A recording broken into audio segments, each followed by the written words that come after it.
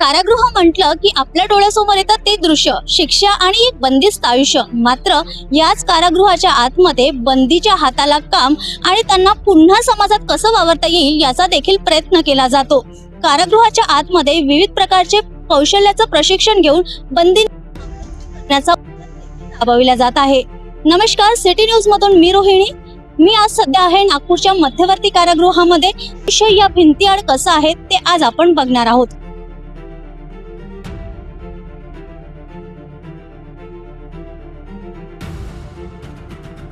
तर आता तुम्ही बघू शकता की इथे बंदींच्या हाताने स्वतः तयार केलेल्या सर्व वस्तू देखील इथे आहेत. इथे त्यांची मेहनत म्हणजे या भिंतीच्या आड जरी ते असले तरी हे स्वतःच्या हाताने काय काय क्रिएटिव्हिटी करतात ते आज तुम्ही माझ्या सोबत आणि माझ्या समोर बघू शकता. आम्ही या व्हिडिओच्या मार्फत तुम्हाला दाखवण्याचा प्रयत्न करतो की ते फक्त बंदी नसून त्यांची ही मेहनत, त्यांची ही कला, ही त्यांची क्रिएटिव्हिटी आपल्याला इथे बघायला मिळत आहे.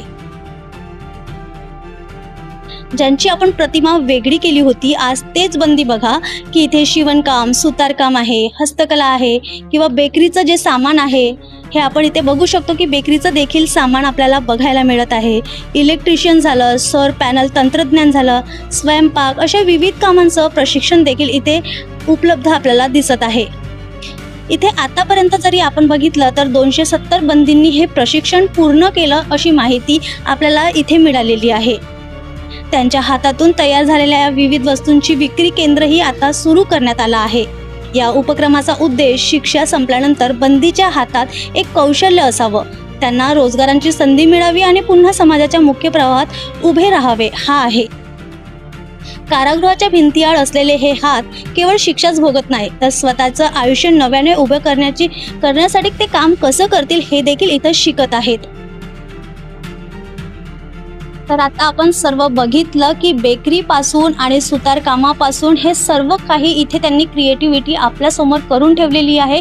म्हणजे जी चुकी त्यांनी केली आणि त्याची शिक्षा त्यांना मिळाली, शिक्षा मिळाल्यानंतर इथून जेव्हा ते समाजात येतील तर समाजात त्यांच्याकडे एक स्वतःचा रोजगार असायला पाहिजे आणि भिंतीच्या आड त्यांनी काहीतरी नवीन शिकून निघायला पाहिजे. याचा खूप चांगला प्रयत्न इथे सुरू आहे आणि खूप चांगली क्रिएटिव्हिटी त्यांनी केलेली आहे आपल्या सर्वांसाठी. तर तुम्ही सुद्धा या प्रशिक्षणामध्ये जे इथे उपक्रम राबवत आहेत इथे येऊन भेट द्या. नक्कीच या जे आपण बाहेरचं दृश्य वेगळं करून ठेवलेलं आहे बंदींच्या प्रती, कारागृहाच्या प्रती, ते या माध्यमातून आपल्याला कळेल की आतमध्ये काय होतं. जे आपण बाहेरून फक्त इमॅजिन करतो ते आतमध्ये काय होतं ते आपल्याला या मार्फत बघायला मिळू शकते. सिटी न्यूजच्या माध्यमातून मी रोहिणी. असेच उपक्रम आम्ही तुमच्यापर्यंत आणत राहू. तोवर बघत राहा. नमस्कार.